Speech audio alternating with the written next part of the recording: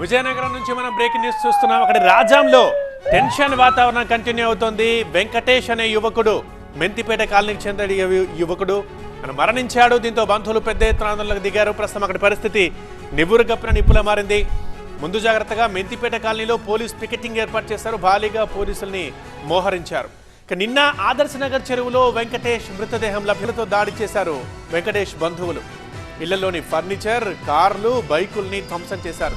దీంతో ఎప్పుడేం జరుగుతుందో అనే భయంతో ఇళ్లలోకి పరుగులు తీసి తలదాచుకున్నారు మెంతిపేట కాలనీ వాసులు. బయటకు రాకుండా ఇళ్లకే పరిమితమైపోయారు. దీంతో అప్రమత్తమైన పోలీసులు ఎలాంటి అవాంఛనీయ ఘటనలు జరగకుండా సెక్యూరిటీ కట్టుదిట్టం చేశారు. మరింత సమాచారం మా ప్రతినిధి కోటేశ్వరరావు అందిస్తారు. కోటేశ్వరరావు, ఇప్పుడు అంతా ఓకేనా? ప్రశాంతంగానే ఉందా పరిస్థితి?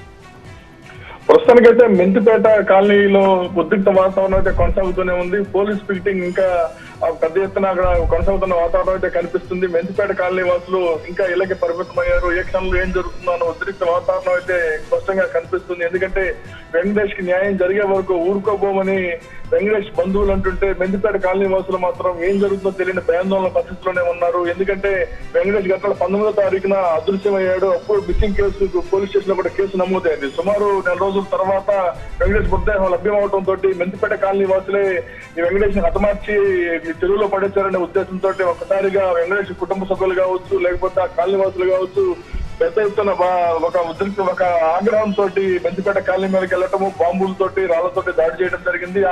ఆ బీభత్సంలో కార్లు, బైకులు, అదేవిధంగా ఇళ్లలో పరిస్థితి కూడా దోషమైంది. అయితే పోలీసులు పెద్ద ఎత్తున చర్యలు చేపట్టినప్పుడు కూడా పరిస్థితి ఇంకా సర్దుబాటు లేదని చెప్పుకోవాలి. ఓకే కోటేశ్వరరావు.